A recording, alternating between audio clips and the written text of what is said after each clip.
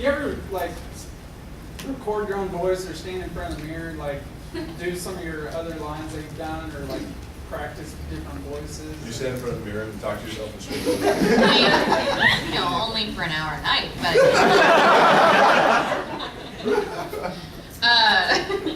that's usually just when I'm doing my Travis imitation. I stand in front of the mirror doing a Travis Willingham impersonation an hour a night. In Roy Mustang garb. That must be hot. Patrick really likes it. Yeah, I'm sure. Are you being Travis again? No,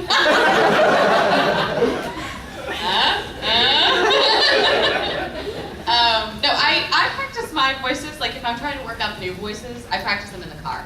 That's really the only place I do it, because if I'm at home, then my boyfriend will come through and that's just weird.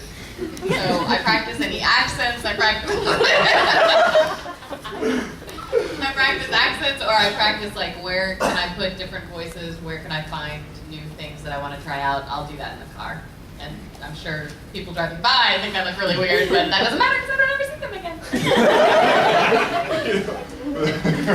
when Laura and I have to travel, because sometimes we do conventions together, we're sharing a hotel room, we have to do auditions while we're away. So we bring a microphone and we bring an inbox and our laptop and we record the auditions. But all too often, we have to be in the same room while the other person is doing the audition. And in hotel rooms, that can be very small. And if you're doing a really strange voice that you've never tried to do before, that can be extremely invasive. And I think the first time we had to do it, well, Laura was like sitting over on the bed watching television, I'm sitting at the desk, and it was like, some voice, it was gonna be really weird and strange, you know, but you have to make a dumb face to do it. And I'm thinking about it, and I'm like, looking at her and looking down and looking at her, and I'm like, can you go in the bathroom?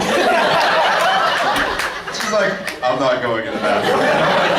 Can you face the corner? She's like, I'm not facing the corner either. You better sack up, big boy. So I went to the bathroom and got a towel and put it over my head. And recorded under a towel. She ruined my take by going, you're ridiculous!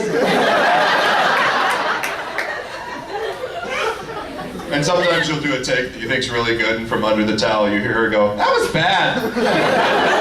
Thank you, Laura. I think it's weird.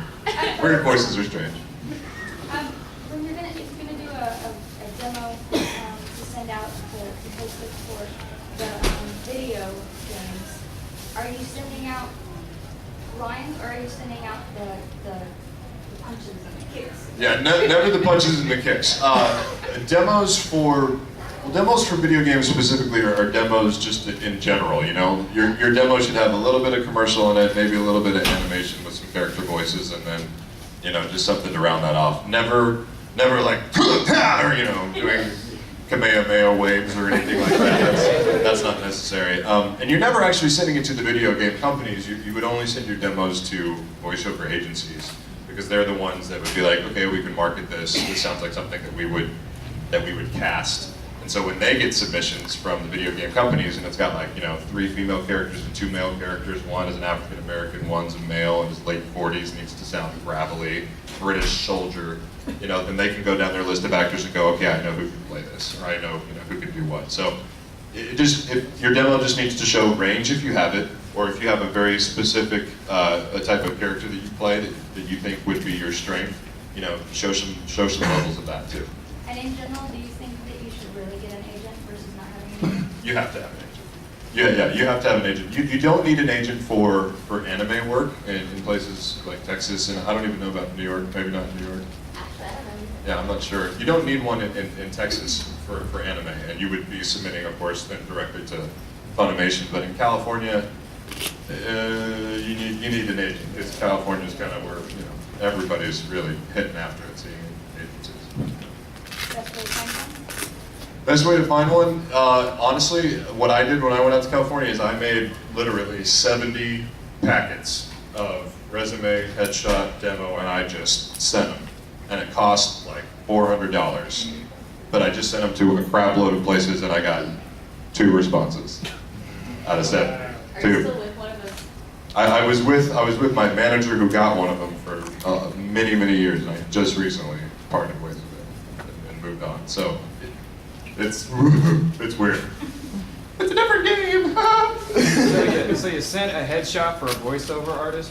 Yeah, because I know it sounds odd, but you know, a lot of times now video games are motion capture as well, so they want to get a picture of what you look like, what your physical stature is like, if you have any theater experience, so that if they do have a motion capture game where they want you to do the physicality, you know, if they want you to be military, or if they're going to put a sword in your hands and try and, you know, train you to do, like we did a Castlevania game, and I had a 9-foot battle axe. You know, and it was very important that they knew that I played football and could take a hit and learned how to, you know, that I was physically able to carry a 9-foot battle axe.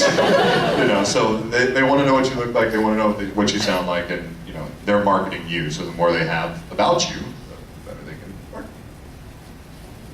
Yes. Have you guys ever had to record just like noises? Like, Have you? Oh, you mean like creatures or something? like gurgling noises, or you know, like, Play a baby. That kind of thing? Monsters? yeah, I mean, Like just sound anything effects? that's not like words. Oh, yeah. I mean, not sound effects, but I've done monsters, I've done creatures, I've done babies. What's the Snort weirdest? and Sure. Yeah. What's the weirdest?